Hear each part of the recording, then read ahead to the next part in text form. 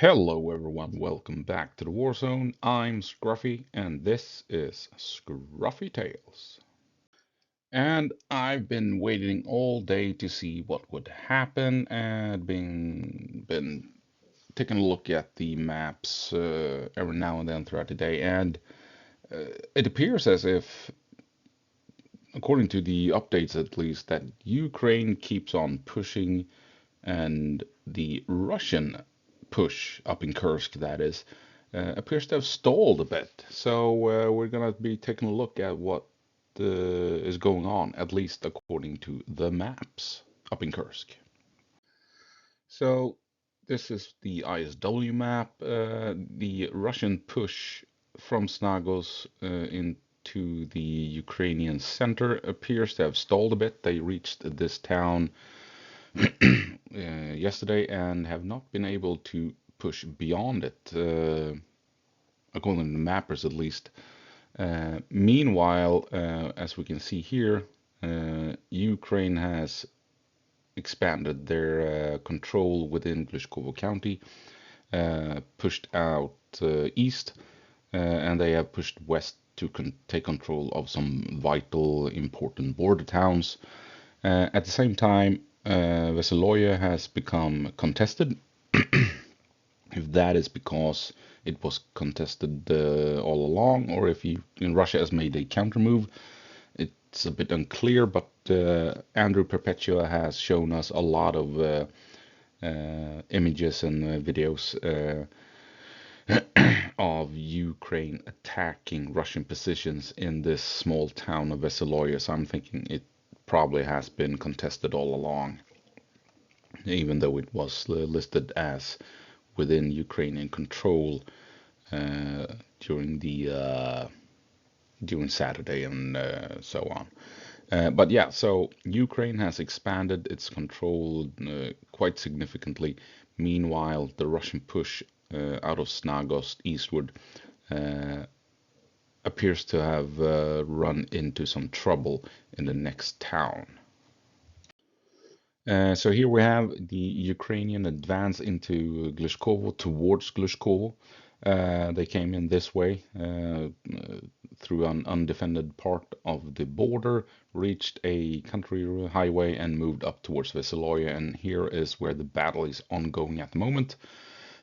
At the same time, they crossed in over here as well, have now secured territory over here. Son of a. Sorry for that. And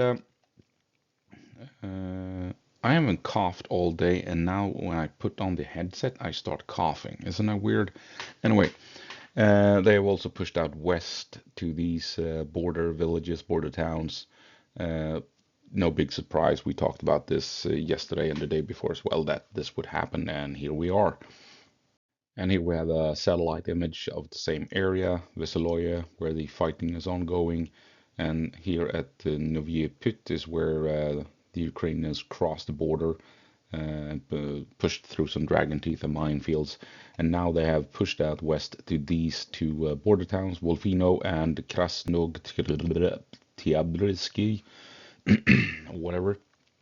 And they are now in control of these two border villages, border towns, and have secured this vital section of the border where a highway leads in from Ukraine into Russia, as well as a railroad that is crossing the border.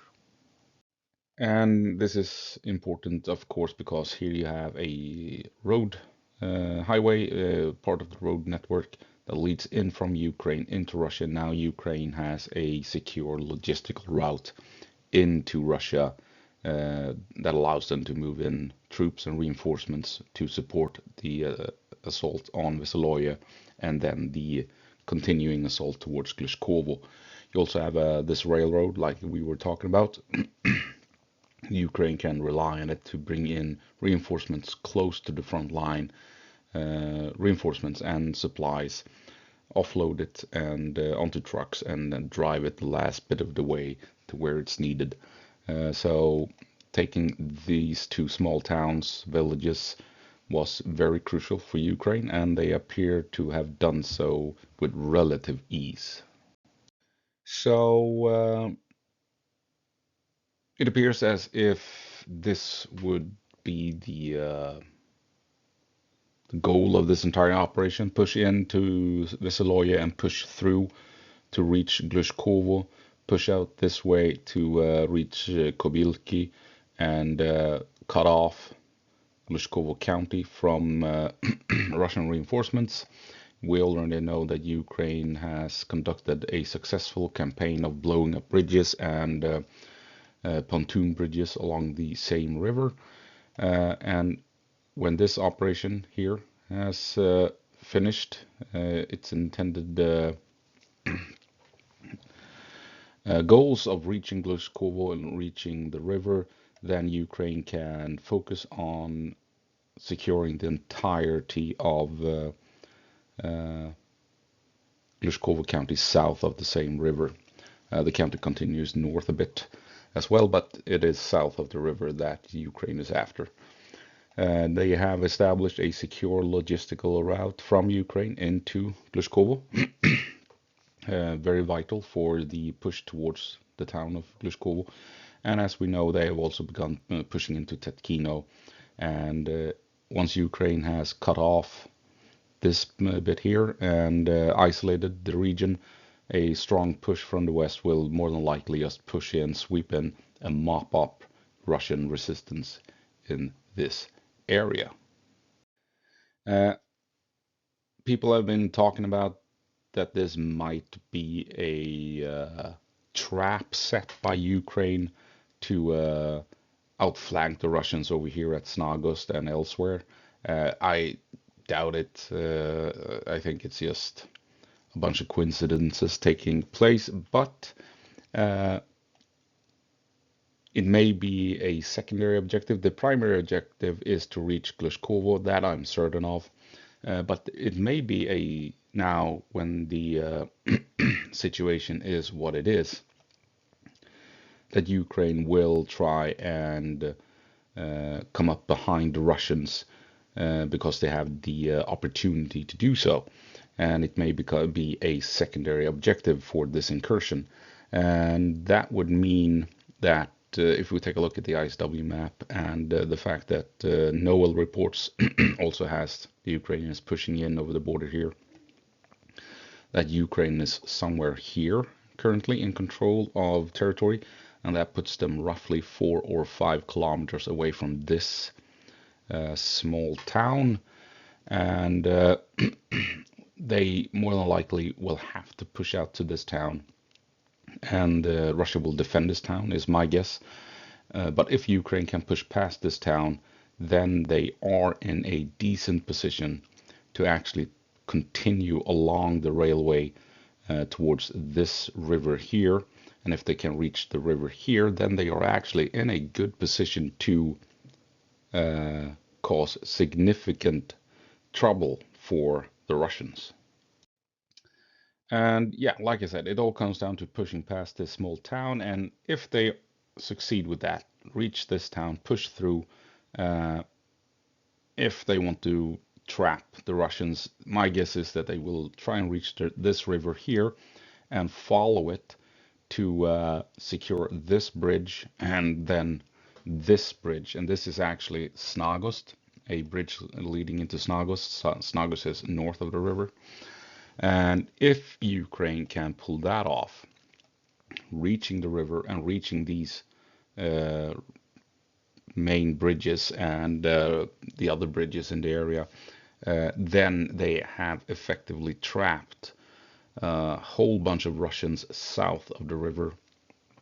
And then I think it's only a matter of time before these Russian forces are either ground to dust or they surrender en masse if Ukraine pushes past this town and if they reach the river and can move along to secure all the bridges, right? So a couple of ifs along the way. But I don't think this is the main objective of this push.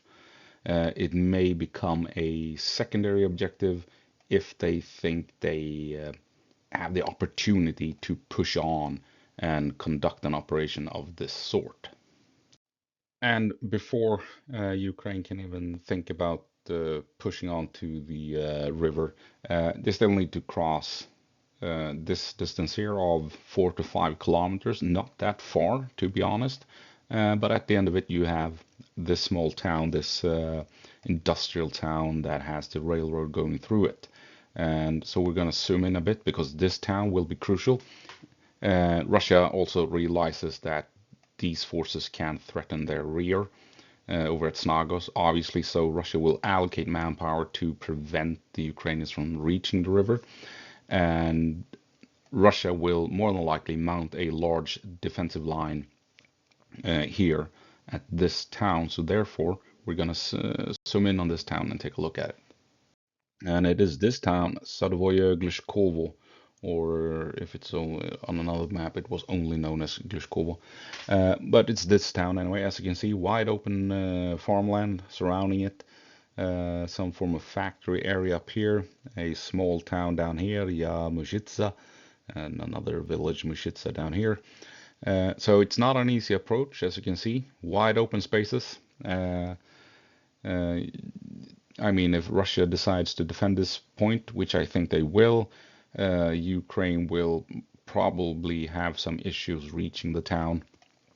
And as you can see here, it's a small town, not big at all. You got railroad going straight through it. You got some warehouses, industrial locations, what have you. But it's nothing major, so the town itself shouldn't be that big of an issue. Although Russia struggled in going through Stepove at Avdiivka, so you never know. But the main issue will be the surrounding area here with the wide open fields. Plus, there is one more major obstacle in this area, and that would be this. These are Russian defensive lines, trenches, dragon teeth, and what have you. Bunkers and everything. And if Russia wants to defend this location, which I assume they will, then they will fill these trenches with troops. And from these locations, these defensive positions, you will probably have some preset fields of fire, overlapping fields of fire from high ground and what have you, overlooking these wide open spaces.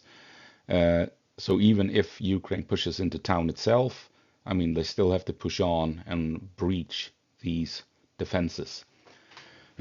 So I think it's potentially a big nut to crack for Ukraine. I don't.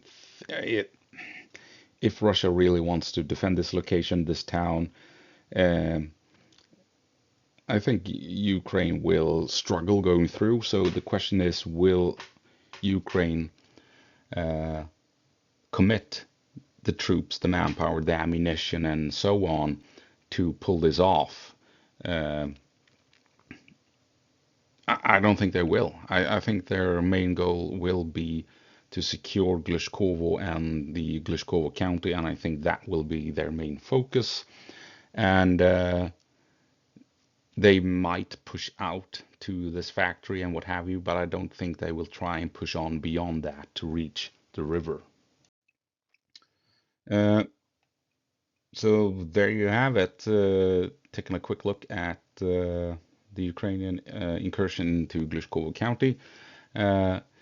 Why did this happen? Right after the Russian push towards Snagost, I think that is a coincidence. You don't achieve a push like this out of nowhere. This is a prepared incursion. Ukraine has been building up forces for some time, and the reason is because they got stuck here, is my guess. They pushed in when the Kursk incursion began. They took the Russians by surprise. They pushed in, grabbed Sucha, and then quickly swung north towards Koronevo. And then they also pushed out here towards the river. And this is where the incursion ran into trouble. Ukraine did not grab Koronevo. I think this was a vital objective, and they failed to achieve it. They wanted Koronevo before Russia launched the inevitable counterattack. It's a big urban area right next to the river, and this would have been easily defended had Ukraine secured it. There's even a river running straight through the town. So had Ukraine grabbed Koronevo, Russia would have had massive issues trying to push through here and dislodge the Ukrainians in Kursk. Ukraine failed with this, and that has now set up the counter move that Russia successfully made when they pushed out to Snagost, right, to liberate the surrounding area around Koronevo. And Ukraine also failed in pushing into Glushkovo. And the reason is quite simple. Russia was bringing in more and more troops, applying more and more pressure all around here. And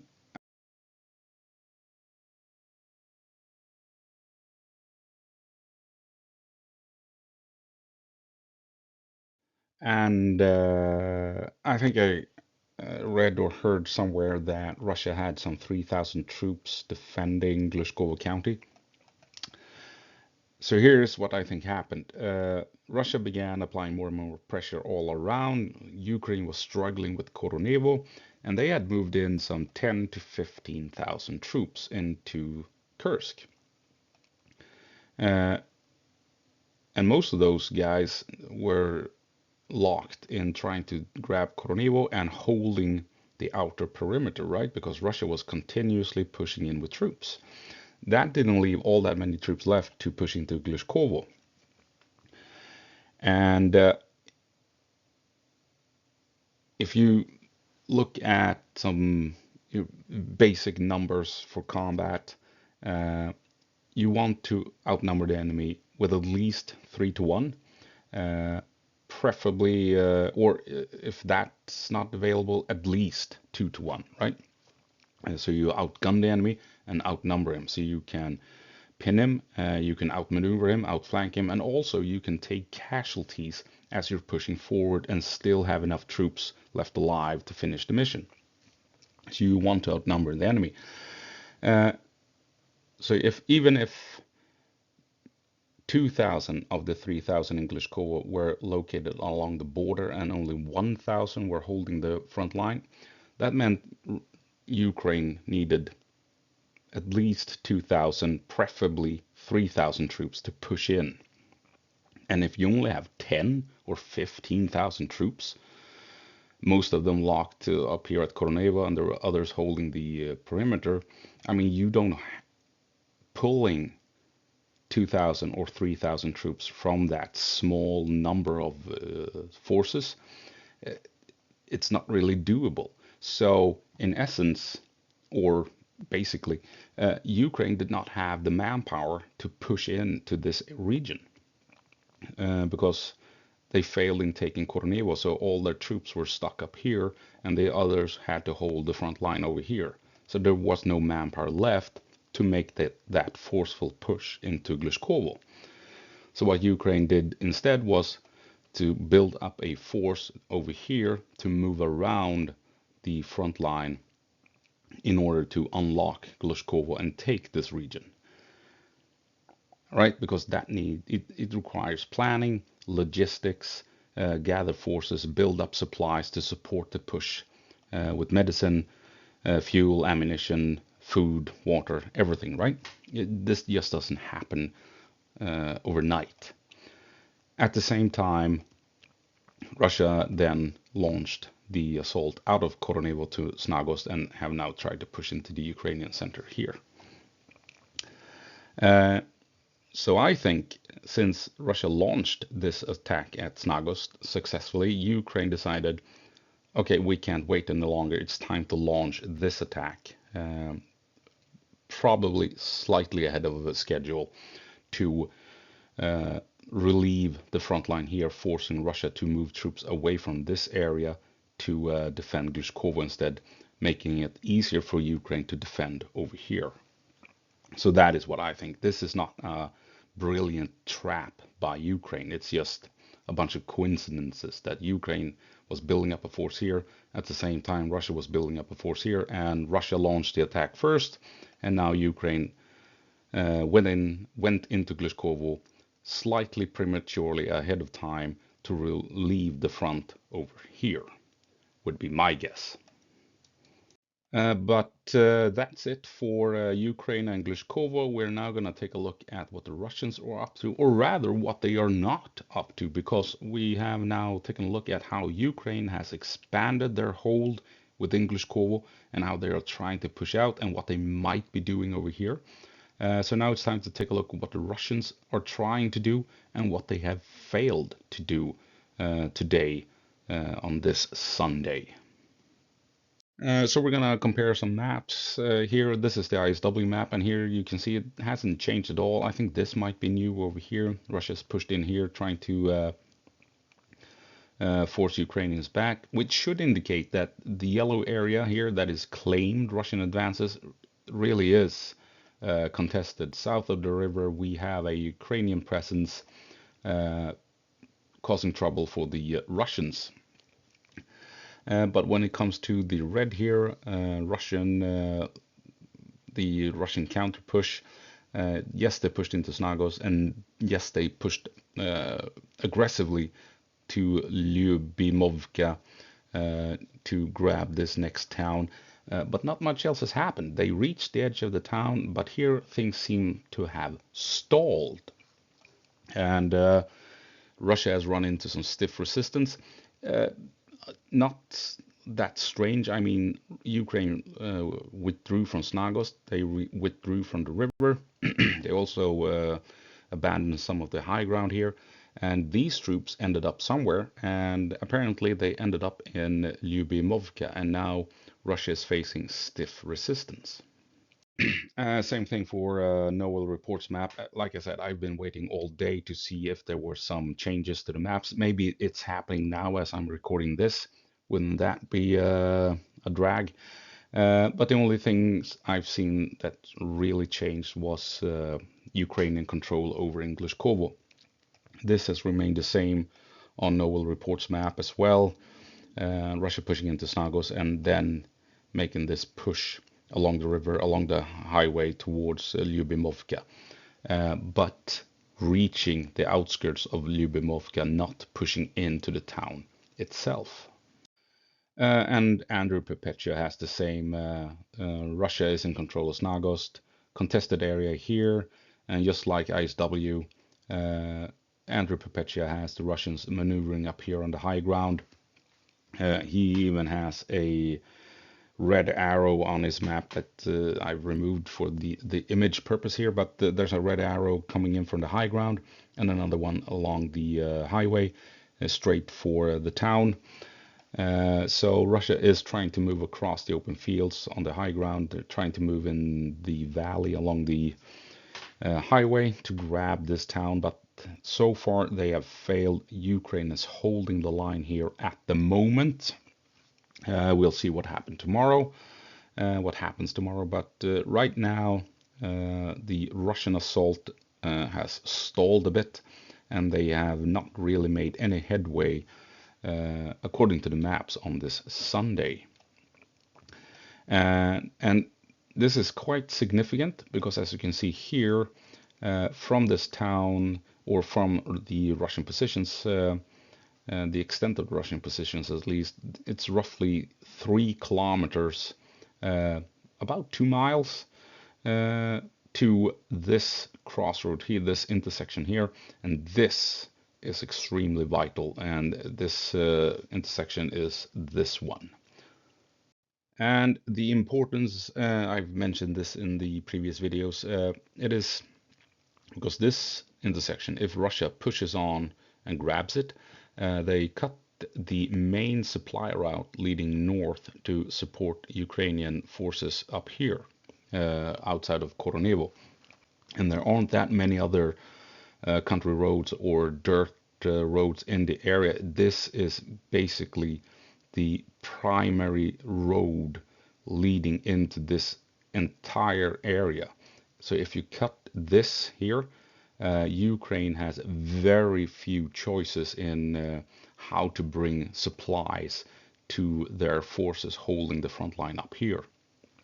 So should Russia reach this far and secure this area, there is a big risk, a significant chance that Ukraine will have to abandon all of this territory because they can't supply their troops with food, fuel, and ammunition.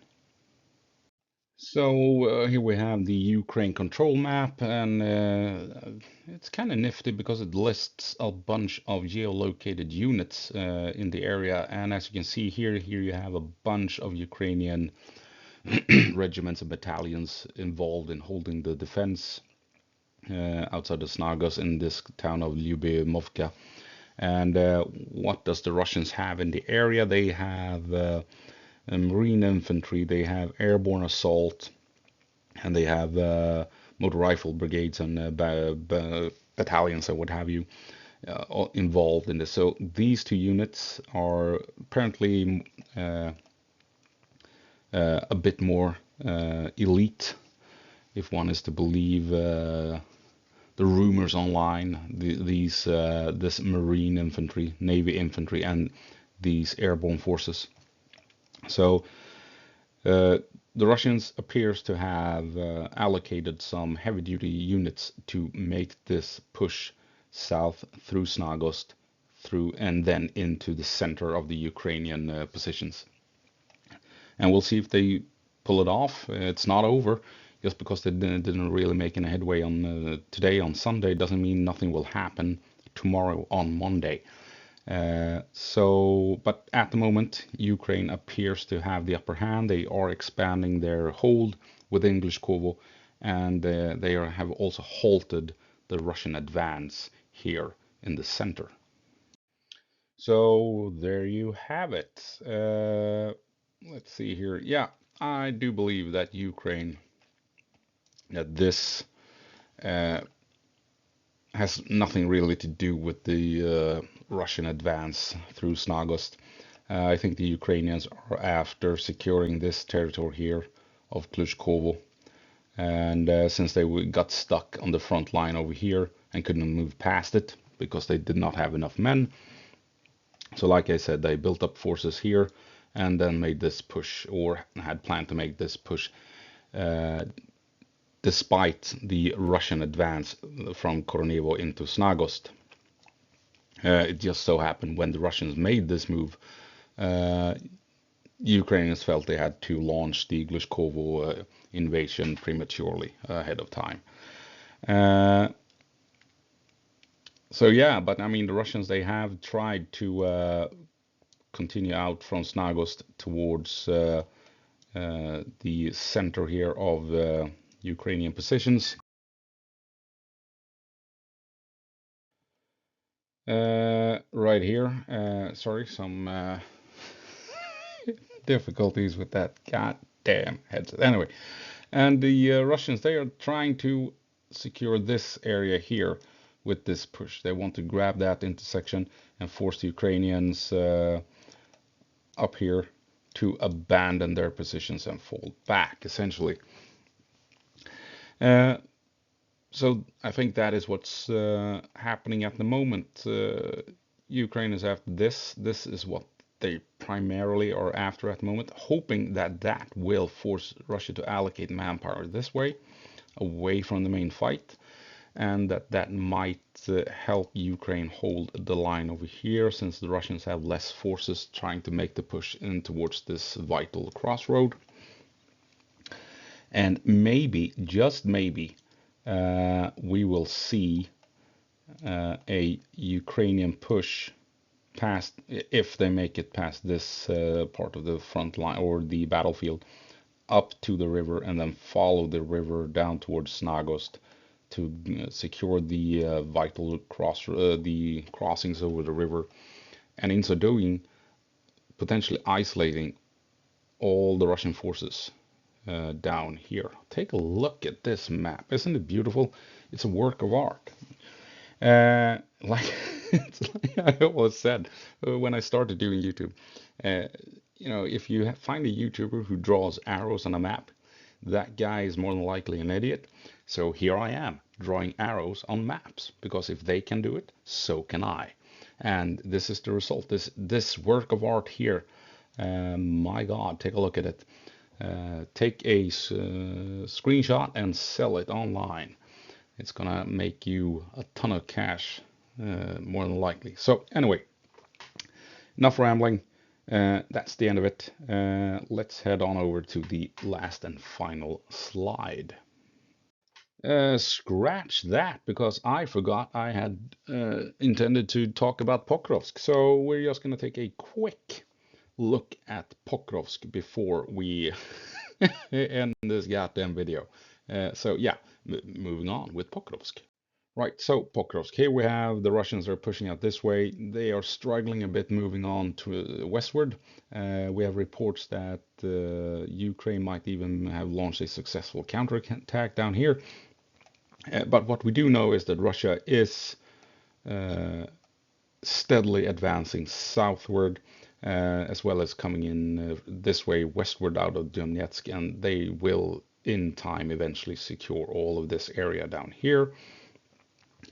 And why is this? Why aren't they focusing as hard to try and reach Mirnorod and Pokrovsk? Why do they want to grab the territory down here?